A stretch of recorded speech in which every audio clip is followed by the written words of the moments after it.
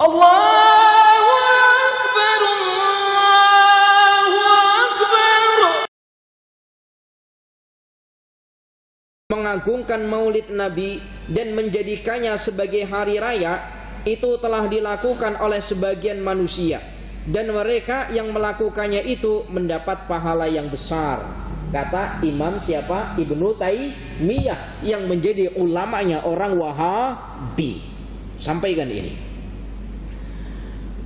Karena apa mendapati pahala yang besar? Beliau mengatakan karena niat baiknya dan karena telah mengagungkan Rasulullah sallallahu alaihi wasallam. Subhanallah. Muridnya mengatakan tak betul, tapi gurunya mengatakan betul. Nah, ini murid yang bagaimana? Tidak sesuai dengan apa kata gurunya. Gurunya mengatakan boleh, tetapi muridnya mengatakan tidak boleh. Bismillahirrahmanirrahim. Assalamualaikum warahmatullahi wabarakatuh. Alhamdulillahilladzi hadana bi ta'atihi wa jazarna an ma'siyatihi wa ashhadu an la ilaha illallah iqraran bi wahdaniyatihi wa ashhadu anna Muhammadan abduhu wa rasuluh, amma ba'du. Hadirin jamaah muslimin wal muslimat rahimakumullah. Alhamdulillah, puji syukur kita kehadirat Allah atas segala nikmat yang telah diberikan kepada kita, sehingga dengan nikmat-nikmat itu Allah berikan kesempatan kepada kita untuk hadir di dalam masjidnya yang tidak lain adalah lissolati, untuk melaksanakan ibadah sholat yang tentunya kita kerjakan dengan cara berjamaah. Semoga masjid yang sekarang kita duduk di dalamnya ini kelak di hadapan Allah akan menjadi salah satu saksi bahwa kita selama hidup di dunia termasuk golongan orang-orang yang soleh dan solehah. Amin, amin ya rabbal alamin. Para jamaah yang dirahmati oleh Allah, bulan ini masih masuk bulan Rabiul Awal, atau biasa kita sebut dengan bulan Maulid, di mana pada bulan ini banyak orang yang merayakan atas kelahiran seseorang yang menjadi nabi terakhir, yang tidak lain adalah baginda Nabi sallallahu alaihi wasallam. Para jamaah yang dirahmati oleh Allah, adapun peristiwa-peristiwa kelahiran baginda Nabi itu banyak dicatat di banyak-banyak kitab. Ustadz boleh merangkum perihal tentang 5 peristiwa yang dahsyat atau luar biasa di saat dilahirkannya baginda Nabi sallallahu alaihi wasallam. Apa saja 5 peristiwa yang luar biasa yang terjadi di saat kelahiran baginda Nabi sallallahu alaihi wasallam? Yang pertama adalah padamnya api yang menjadi sembahan orang-orang Majusi. Orang Majusi itu dulu sebelum datangnya Islam itu sudah punya agama, dan orang Majusi itu menyembah api. Para jamaah yang dirahmati oleh Allah, namun di saat kelahiran baginda Nabi sallallahu alaihi wasallam, api yang menjadi sembahannya orang Majusi, yang diterangkan di dalam kitab bahwa api itu tidak pernah padam selama 1000 tahun lamanya, di saat kelahiran baginda Nabi sallallahu alaihi wasallam api itu terus padam. Yang demikian ini diriwayatkan, diterangkan dalam salah satu riwayat Imam Al-Baihaqi. Lamma kanatil lailatu allati wulida fihi Rasulullah sallallahu alaihi wasallam, semasa malam dilahirkannya baginda Nabi sallallahu alaihi wasallam, irtajasa iwanu Kisra, runtuh dewan kerajaan Kisra. Kisra ini Kisra atau Kisru ini merupakan sebuah kerajaan yang dia ini mempunyai benteng yang tinggi. Di saat kelahiran baginda Nabi, benteng yang kuat dan tinggi itu runtuh. Kemudian yang kedua, wasaqatat minhu arba'a asyrata syurfatan. Yang kedua, wasaqatat minhu arba'a asyrata syurfatan. 14 tempat peribadatan orang musyrik itu runtuh. Ada 14 tempat peribadatan orang musyrik, orang-orang yang menyembah berhala di saat kelahiran baginda Nabi runtuh. Bahasa sini apa namanya? Runtuh, tenggelam. Para jamaah yang dirahmati oleh Allah. Wa khamadat naru farisa. Nah ini. Kemudian wa khamadat naru farisa. Naru farisa. Kemudian yang ketiga, wa khamadat naru farisa, padamnya api yang menjadi sesembahan oleh orang Persia atau orang Majusi tadi itu. Itu secara bersamaan perkara-perkara demikian. Yang pertama, tembok kerajaan Kisra runtuh. Kemudian 14 tempat peribadatan orang-orang yang menyembah berhala runtuh. Kemudian api yang menjadi sesembahannya orang Majusi yang selama 1000 tahun lamanya tidak pernah padam. Di saat kelahiran baginda Nabi, semua secara bersamaan kemudian padam. Walam takhmud qabla dzalika bi alfi amin. Dan yang demikian ini, api ini tidak pernah padam selama 1000 tahun lamanya. Wa ghadat buhairatu sawata. Kemudian tenggelam tempat peribadatan yang dinamakan dengan gereja Bahiro ke tanah. Jadi dulu ada satu wilayah yang namanya Bahiro, yang namanya Bahiro atau Buhairo. Ini mempunyai satu tempat peribadatan, tempat orang Kristen besar, terbesar pada saat itu ketika lahir baginda Nabi Sallallahu Alaihi Wasallam runtuh. Para jamaah yang dirahmati oleh Allah. Para jamaah yang dirahmati oleh Allah. Kemudian yang kedua, peristiwa hebat yang kedua adalah baginda Nabi Sallallahu Alaihi Wasallam itu lahir dalam keadaan sujud. Di saat banyak-banyak bayi lahir dalam keadaan menangis, di saat banyak-banyak bayi lahir dalam keadaan mungkin terlumur darah mungkin. Tetapi ketika baginda Nabi Sallallahu Alaihi Wasallam lahir dalam keadaan bersih, bahkan dikatakan bahwa lahir baginda Nabi dalam keadaan sujud. Subhanallah. Kemudian perihal tentang lahirnya baginda Nabi, kalau banyak-banyak bayi itu lahir kemudian menangis, itu ternyata tidak dengan baginda Nabi Sallallahu Alaihi Wasallam.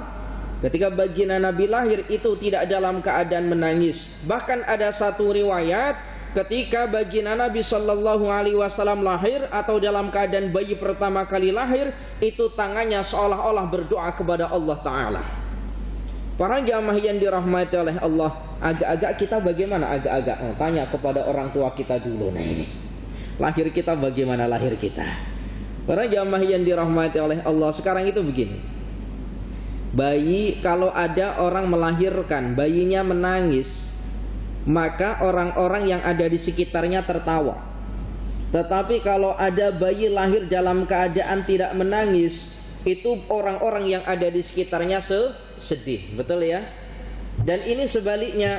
Di saat kita lahir bayi lalu kita menangis, semua orang tertawa. Tetapi ketika kita nanti mati, diam, semua orang banyak yang menangis.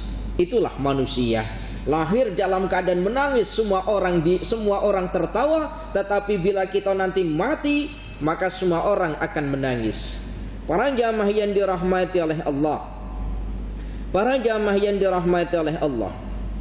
Nah, riwayat yang mengatakan bahwa baginda Nabi Shallallahu Alaihi Wasallam lahir, yang mana dalam keadaan sujud yang pertama, yang kedua seolah-olah baginda Nabi mengangkat kedua tangannya berdoa kepada Allah Ta'ala. Yang demikian ini diterangkan oleh Imam Jalaluddin As-Suyuti di dalam kitabnya yang bernama Khosaisul Kubra.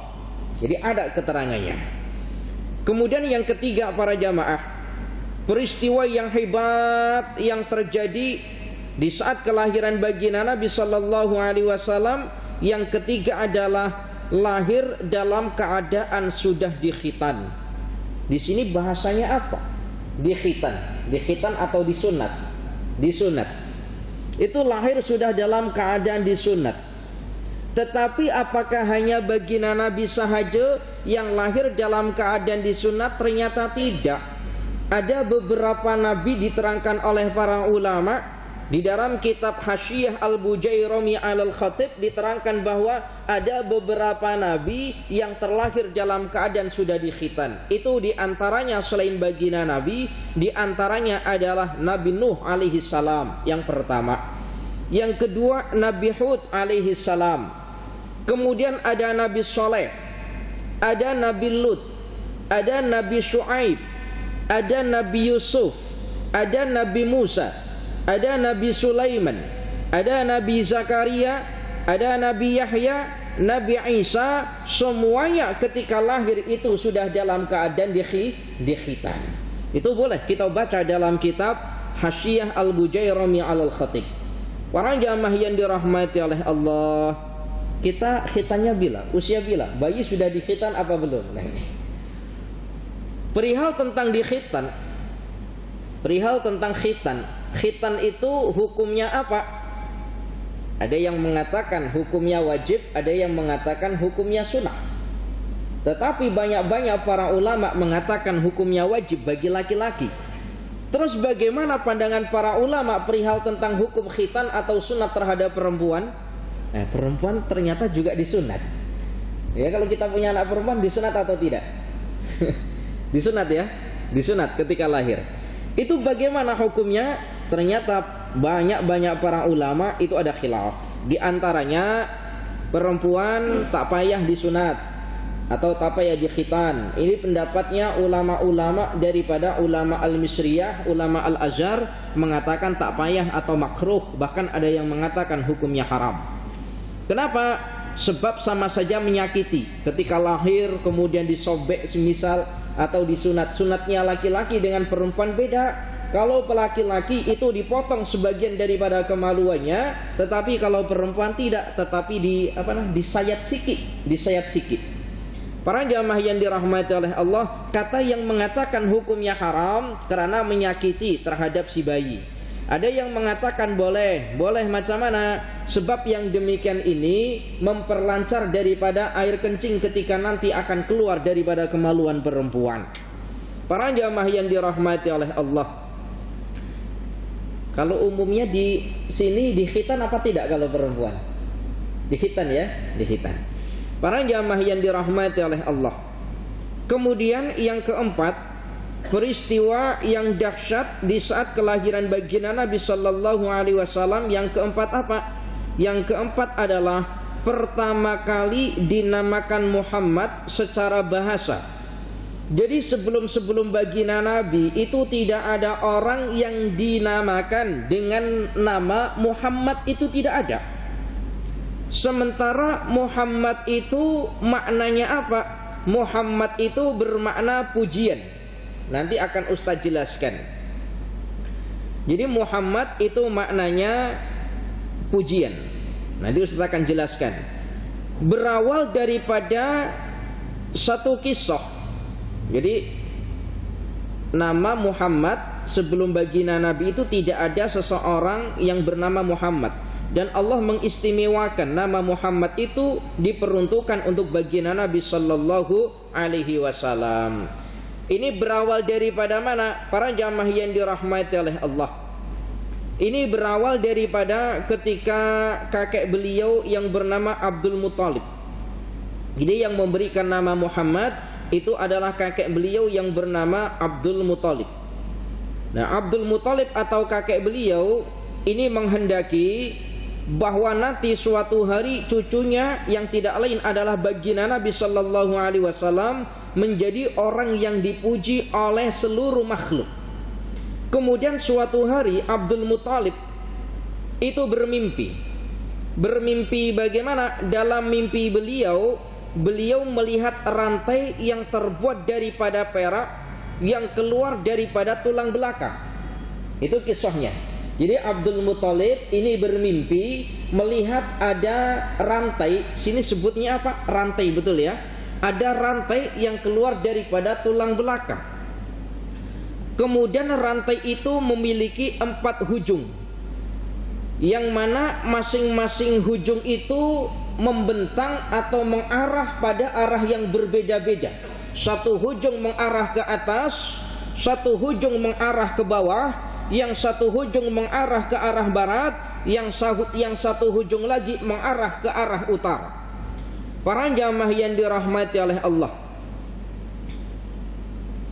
Jadi bukan ya, satu hujung mengarah ke atas, yang satu hujung lagi mengarah ke bawah, yang satu lagi mengarah ke arah timur, dan yang satu lagi mengarah ke arah barat. Kemudian rantai itu berubah menjadi pokok. Itu dalam mimpi beliau. Kemudian rantai itu berubah menjadi pokok, yang mana pada setiap daun-daunnya itu memancarkan cahaya, dan pada setiap daun-daun ataupun ranting-ranting itu Abdul Muthalib ataupun kakek baginda Nabi sallallahu alaihi wasallam melihat banyak orang yang tengah bergantungan. Apa namanya? Bergantungan ya. Apa bahasa sini bergantungan? Melihat banyak orang yang bergantungan.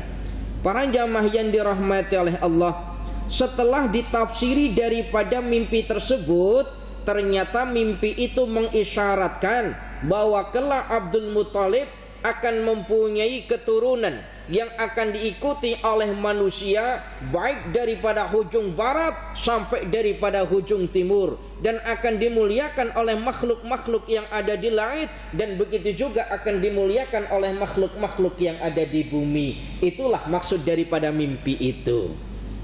Tapi ini mimpinya orang soleh. Terkadang kita ini bermimpi, Ustadz, apakah setiap mimpi itu ada tafsirnya? Maka memang ada kitab-kitab yang menjelaskan tentang tafsir mimpi, itu ada. Tetapi mimpi itu apabila bersumber daripada orang soleh, memungkinkan ada tafsirnya ataupun ada maknanya. Tapi kalau mimpi itu bersumber daripada orang-orang yang tidak soleh, anggap saja itu adalah bunga tidur.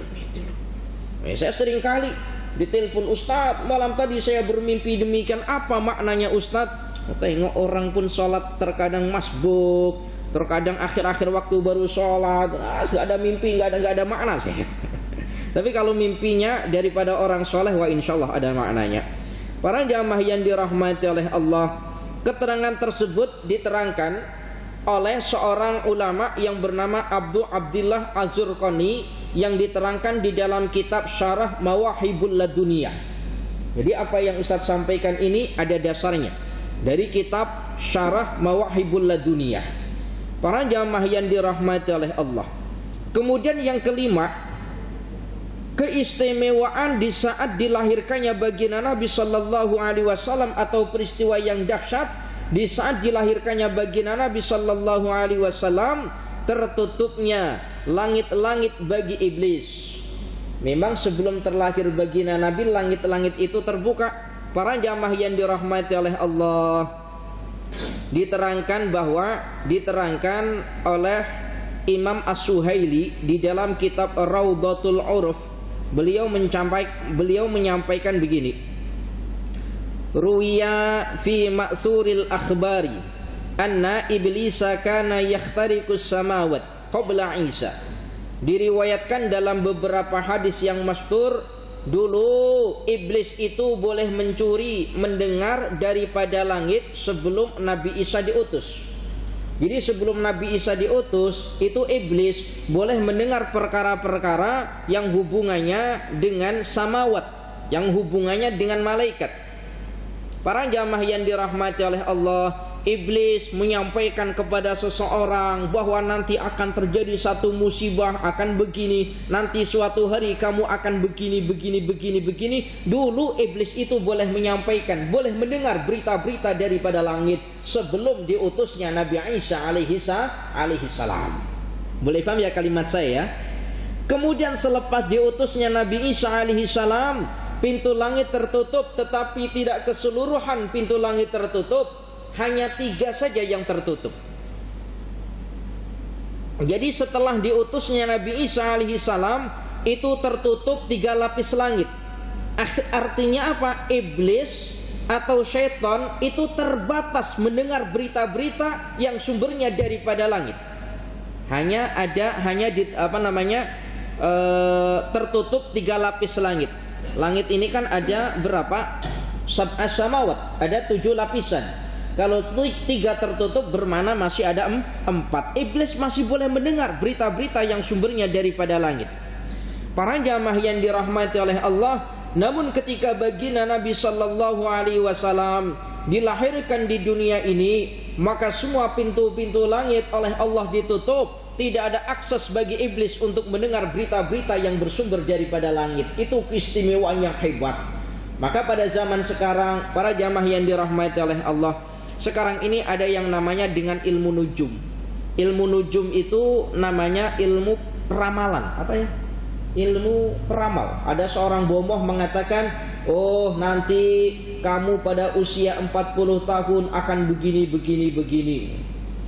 Kalau dulu sebelum kelahiran Nabi Isa alaihissalam, memang iblis menyampaikan demikian kepada manusia, membocorkan berita-berita yang ada di langit, dan itu memang kejadian. Selepas terlahirnya Nabi Isa, ditutup 3 pintu lapis langit, hanya 4 sahaja yang terbuka. Maknanya apa? Tidak semua khabar iblis boleh mengetahuinya. Tapi setelah risalah baginda Nabi sallallahu alaihi wasallam, pintu langit semuanya tertutup. Iblis tidak boleh mendengar berita-berita yang apa bersumber daripada langit. Maka sekarang kalau ada orang mengatakan, aku dapat bisikan, nanti kamu tahun 40 tahun, nanti kamu usia 40 tahun akan begini. Mohon maaf, jangan percaya. Jangan percaya. Para jamaah yang dirahmati oleh Allah, dulu itu ya pernah kejadian. Jadi di tahun 2010 sebelum Ustadz datang ke sini, ada orang tua yang nampak bomo lah kalau kita kira, datang ke Ustadz, lalu pegang tangan Ustadz. Belum Ustadz lagi, Ustadz masih belajar. Oh, awak nih ada cincin katanya. Mana ada cincin, tak nampak ada cincin. Ada, yang boleh melihat hanya saya saja katanya. Awak punya cincin katanya. Dalam hati saya, orang tak betul ini. Akhir-akhir apa? Akhir-akhir begini, kalau awak nak tengok cincin awak kena bagi uang kepada saya katanya. Payah ini orang ini. Dah, jangan percaya kalau demikian, jangan percaya. Para jamaah yang dirahmati oleh Allah, ruwiya fi ma'suril akhbari anna iblisa kana yakhtariqas samawat qabla Isa. Falamma bu'isa Isa aw wulida hujiba an salasi samawat. Ketika dilahirkan Nabi Isa, langit ditutup dengan 3 lapisan, bermana masih tinggal 4 lapisan saja. Tetapi falamma wulida Muhammadun hujiba anha kulli falamma wulida Muhammadun hujiba anha kullaha wa kudifat asyayatinu bin nujumi. Kemudian selepas kelahiran baginda Nabi sallallahu alaihi wasallam, semua pintu-pintu langit tertutup oleh iblis. Maka iblis ataupun syaitan membisikkan di telinga-telinga manusia dengan ilmu nujumnya, tetapi dengan menggunakan sifat yang kadzib, bohong, tidak ada kenyataan. Para jamaah yang dirahmati oleh Allah, lalu bagaimana pendapat-pendapat para ulama berkenaan dengan memperingati maulid? Para jamaah yang dirahmati oleh Allah, memperingati maulid itu tidak harus dengan membaca sholawat, tidak harus. Ustaz katakan tidak harus, bukan berarti harus membaca sholawat. Dulu paman baginda Nabi sallallahu alaihi wasallam yang bernama siapa? Abu Lahab. Abu Lahab ini Ketika lahir baginda Nabi sallallahu alaihi wasallam, hatinya sangat senang atas kelahiran baginda Nabi. Karena senangnya atas lahirnya baginda Nabi sallallahu alaihi wasallam, Abu Lahab memerdekakan beberapa budaknya. Karena senangnya lahirnya atas baginda Nabi sallallahu alaihi wasallam. Karena senangnya Abu Lahab atas kelahiran baginda Nabi, maka diterangkan bahwa setiap hari Isnin Abu Lahab ini oleh Allah diringankan siksa kuburnya. Maka tidak ada alasan bagi kita kalau Abu Lahab saja orang yang bukan muslim senang atas kelahiran baginda Nabi, lalu Allah ringankan siksa alam kuburnya, apalagi kita umatnya yang muslim yang senang dengan kelahiran baginda Nabi sallallahu alaihi wasallam. Kalau ada orang muslim mengatakan bahwa memperingati maulid, memperingati kelahiran baginda Nabi merupakan bid'ah sayyi'ah ataupun bid'ah dhalalah, itu sama saja perlu dipertanyakan macam mana keimanannya. Abu Lahab saja yang kafir senang atas kelahiran baginda Nabi, Allah ringankan siksa kuburnya. Apalagi kita, para jamaah yang dirahmati oleh Allah, memperingati maulid tidak harus dengan membaca bersolawat ataupun membaca Al-Barjanji. Al-Barjanji itu suatu kitab yang menerangkan tentang peristiwa-peristiwa ataupun cerita-cerita baginda Nabi sallallahu alaihi wasallam dulu. Atau kita kalau bulan maulid itu setiap hari selalu membaca Al-Barjanji. Al-Barjanji itu kalimatnya begini: Atirillahumma qabrahul karim bi'arfin syadiyyin min salatin wa taslim abtadi'ul imla'a bismidzatil aliyah mustadiran barakatuh ala ma ana lahu wa aulah. Panjang sekali kalimatnya, tapi menceritakan tentang peristiwa ataupun kehidupan baginda Nabi. Ada yang hafal? Kalau ada yang hafal boleh tolong bacakan satu atril saja. Abtadiul imla'a bismidzatil aliyah mustadiran barakatuh ala ma ana lahu wa aulah. Para jamaah yang dirahmati oleh Allah dulu, jadi memperingati maulid itu tidak harus dengan membaca sholawat ataupun dengan membaca Al-Barjanji. Kalau semisal kita tidak sempat untuk bersolawat, tidak sempat untuk membaca Al-Barjanji, tapi kita oleh Allah dimurahkan rezeki pada bulan maulid ini, kita bersedekah. Sedekah ini karena aku menyambut senang atas kelahiran baginda Nabi sallallahu alaihi wasallam. Ini pun juga termasuk memperingati maulid. Para jamaah yang dirahmati oleh Allah, Al-Imam As-Suyuti dari kalangan ulama-ulama Asy-Syafi'iyah, beliau mengatakan huwa minal bid'ahil hasanati. Memperingati maulid itu termasuk bid'ah, tetapi bid'ahnya bid'ah hasanah. Bid'ah hasanah. Bid'ah itu ada dua. Ada bid'ah dhalalah, ada bid'ah hasanah. Bid'ah dhalalah itu bid'ah sesuatu perkara yang baru yang tidak sesuai dengan syariat agama. Kalau bid'ah hasanah sesuatu perkara yang baru yang tidak keluar daripada syariat agama. Dulu pernah baginda Nabi sallallahu alaihi wasallam ketika melakukan ibadah salat, bangun daripada ruku. Biasa kalau dalam keterangan itu, setiap kali bangun daripada rukuk, baginda Nabi sami'allahu liman hamidah rabbana walakal hamdu. Tapi ada jamaah yang ini tidak membaca rabbana walakal hamdu umpama yang kita baca.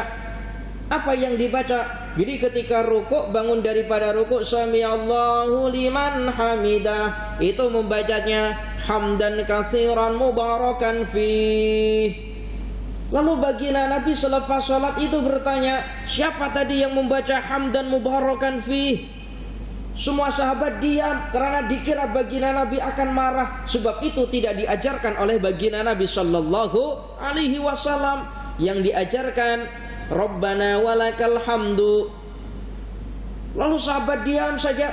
Lalu dikata oleh baginda Nabi, aku mendengar bahwa kalimat yang diucapkan hamdan mubarakan fi, hamdan katsiran mubarakan fi, aku mendengar kalimat itu dipuji oleh para penduduk-penduduk surga, barulah ada yang mengatakan, aku tadi yang membaca wahai baginda Nabi.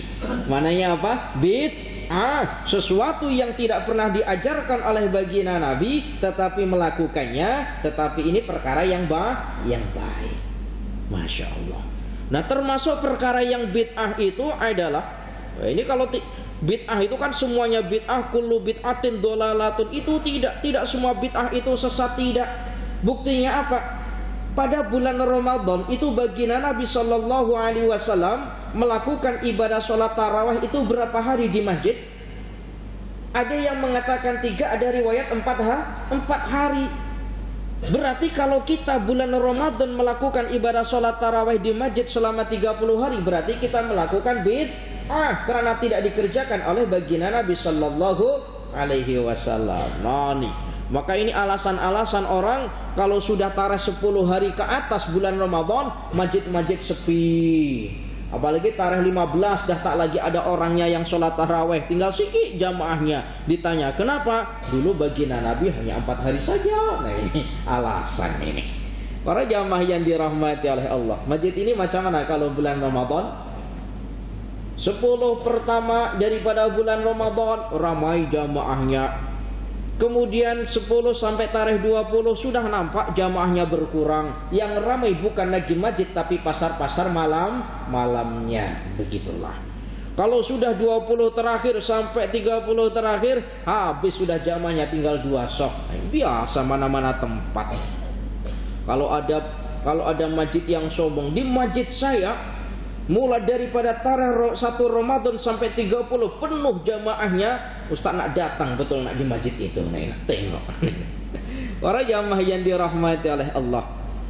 Kata Imam Al-Suyuti dari kalangan ulama Syafi'iyah, beliau mengatakan huwa minal bid'il hasanati.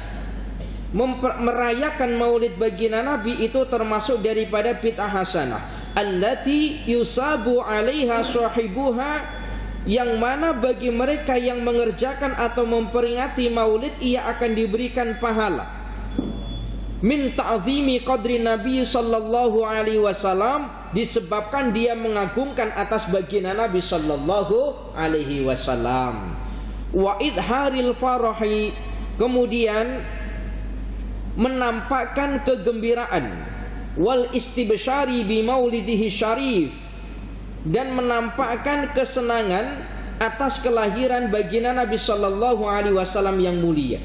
Jadi orang yang memperingati maulid baginda Nabi Sallallahu Alaihi Wasallam menurut Al-Imam As-Suyuti itu merupakan bid'ah hasanah, dan sesiapa yang memperingatinya Allah akan memberikan pahala kepadanya. Subhanallah. Ya, bersolawat. Jadi ada di dalam salah satu keterangan perihal tentang zikir. Zikir itu sifatnya panas. Ada satu keterangan begini. Man kasura shiba'uhu kasura lahmuhu. Mana tadi ini? Man kasura shiba'uhu kasura lahmuhu. Sesiapa yang banyak makannya maka akan banyak lemak ataupun dagingnya. Bi khilafi man kasura akluhu bisababi hiddati dzikri falayaduru. Maka tidak ada masalah bagi mereka-mereka yang banyak makannya tetapi diimbangi dengan memperbanyak zikir. Karena zikir itu sifatnya kanari, kata para ulama. Karena zikir itu sifatnya umpama api panas. Jadi saya ini banyak punya pelajar-pelajar yang menghafalkan Al-Quran itu, Masya Allah, sebelum dia belajar menghafal Al-Quran dengan sesudah menghafal Al-Quran itu biasanya makannya beda. Kalau sebelumnya itu makannya sedikit, tapi kalau selepas menghafalkan Al-Quran itu makannya banyak sangat. Itu biasa. Kenapa? Sebab disifati oleh para ulama sifatnya panas. Illa, kecuali, kata para ulama, illa bi khilafis sholati ala Nabi sallallahu alaihi wasallam, kecuali berbeda dengan bersolawat kepada baginda Nabi sallallahu alaihi wasallam. Kalau solawat kepada baginda Nabi, kata para ulama, fa in asaraha baridun, maka asarnya atau bekasnya atau selepasnya itu adalah sifat baridun, sifat yang sejuk ataupun dingin. Maka satu-satunya zikir atau satu-satunya ucapan, satu-satunya zikir, sholawat itu juga berzikir, sholawat itu juga berzikir. Satu-satunya amalan, yang amalan itu dikerjakan apakah dia ikhlas ataupun tidak ikhlas tetapi tetap mendapat pahala, itu hanya bersolawat kepada baginda Nabi Shallallahu Alaihi Wasallam. Sementara amalan-amalan yang lain apabila tidak dikerjakan dengan cara yang ikhlas, Allah tidak yusabu alaihi, Allah tidak akan memberikan pahala kepadanya. Tapi kalau bersolawat ikhlas ataupun tidak ikhlas, Allah tetap memberikan pahala. Jadi kalau semisal masjid ini adakan sholawat kepada baginda Nabi, lalu kita ajak kawan kita, jom kita bersolawat kepada baginda Nabi di masjid Lundang, tak nak dah, paksa saja tak apa, insya Allah tetap mendapat pahala. Ya Allahu ya Karim. Para jamaah yang dirahmati oleh Allah, yustahabbu lana izharu syukri bi maulidihi sallallahu alaihi wasallam. Sunnah bagi kami untuk memperlihatkan rasa syukur dengan cara memperingati maulid Rasulullah sallallahu alaihi wasallam. Wal ijtima'u wa it'amut ta'ami wa nahwi dzalika. Memperingati maulid itu boleh dengan cara berkumpul lalu bergembira atas kelahiran baginda Nabi. Begitu juga memperingati maulid boleh dengan cara wa it'amut ta'ami, memberikan makanan. Aku bersedekah memberi makanan kepada orang ramai sebab aku menyambut atas kelahiran baginda Nabi sallallahu alaihi wasallam. Yang demikian ini pun termasuk boleh dikata memperingati maulid. Dan ini tidak bertentangan dengan syariat agama. Coba memberikan makan kepada orang lain itu perkara salah apa betul? Betul. Tetapi kemudian kita niatkan sebab kita gembira atas kelahiran baginda Nabi sallallahu alaihi wasallam. Para jamaah yang dirahmati oleh Allah, wa nahwi dzalika min wujuhil qurbati wa izharil masarrati. Begitu juga ada beberapa hal lain dari berbagai macam bentuk ibadah dan luapan kegembiraan. Mananya bagaimana? Selain daripada kita gembira atau membaca sholawat, mungkin boleh kita rupakan dengan kita beribadah kepada Allah dengan ibadah-ibadah yang lain selain daripada sholawat. Apa umpama semisal kita membaca tahlil, umpamanya membaca yasin, membaca Al-Quran. Ini pun termasuk boleh dikata kita memperingati maulid baginda Nabi sallallahu alaihi wasallam. Para jamaah yang dirahmati oleh Allah, itu tadi pendapat daripada ulama yang mengikuti mazhab Syafi'iyah atau mazhab Syafi'i. Lalu bagaimana pendapat-pendapat ulama yang mengikuti mazhab Hanafi? Ada seorang ulama yang bernama Syekh Ibnu Abidin, yang mana Syekh Ibnu Abidin ini merupakan ulama yang mengikuti mazhab Hanafiyah. Kata beliau, i'lam anna minal bid'il mahmudati amal al-maulid syarifi minasyahri alladhi ulida fihi sallallahu alaihi wasallam. Ketahuilah bahwa sesungguhnya termasuk bid'ah yang terpuji atau bid'ah mahmudah, bid'ah yang baik adalah memperingati maulid baginda Nabi sallallahu alaihi wasallam daripada bulan di mana pada bulan itu memperingati maulid pada bulan yang bulan itu adalah bulan di mana baginda Nabi dilahirkan, yaitu bulan apa? Rabiul Awal. Masya Allah. Ini kalau tadi itu pendapat daripada ulama-ulama Syafi'iyah, itu tak kisah bulan apa saja silakan memperingati maulid.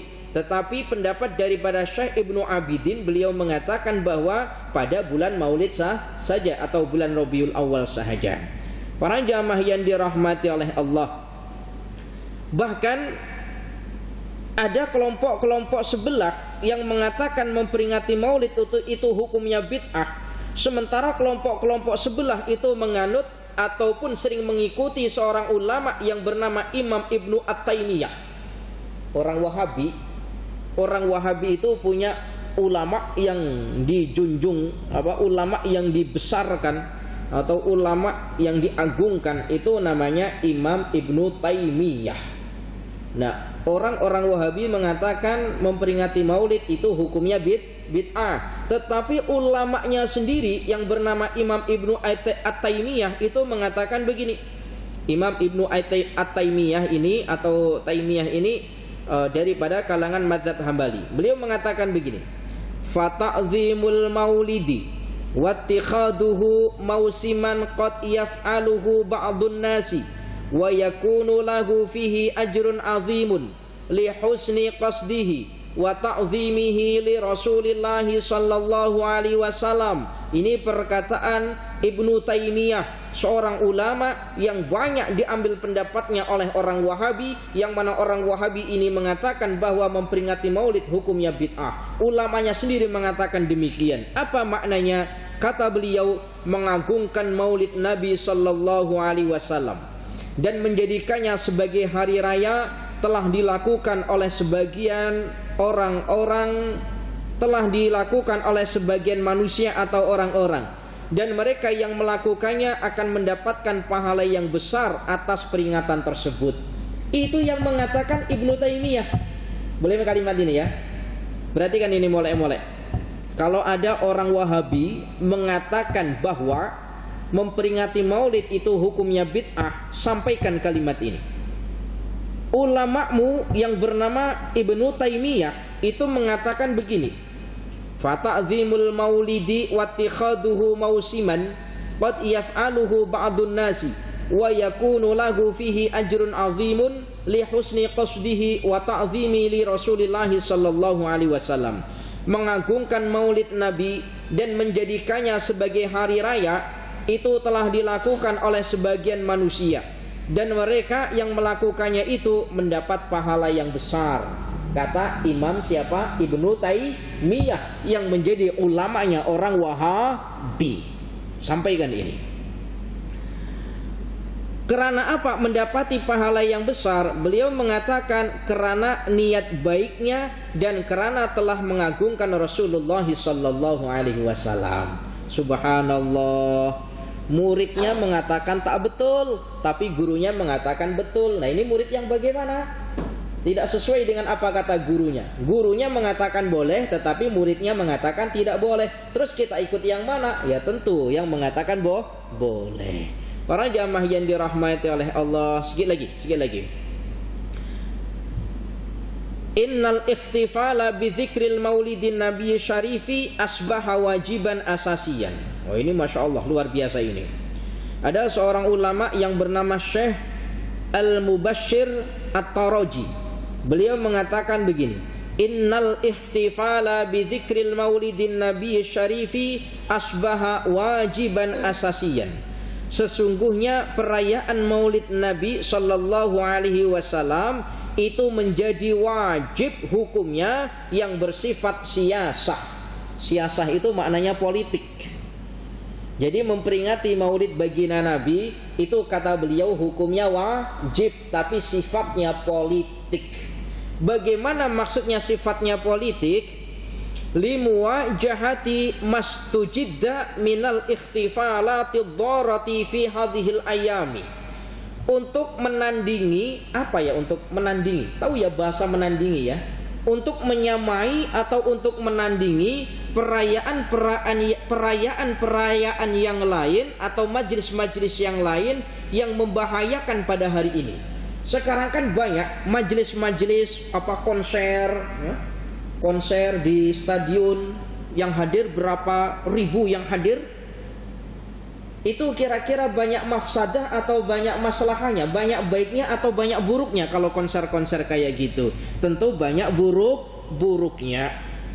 Kalau semisal di Kelantan mengadakan acara-acara yang semacam itu, maka mengadakan majelis maulid secara besar-besaran itu justru hukumnya wajib menurut politik, kata beliau. Untuk menandingi tadi itu, menandingi acara yang tadi itu.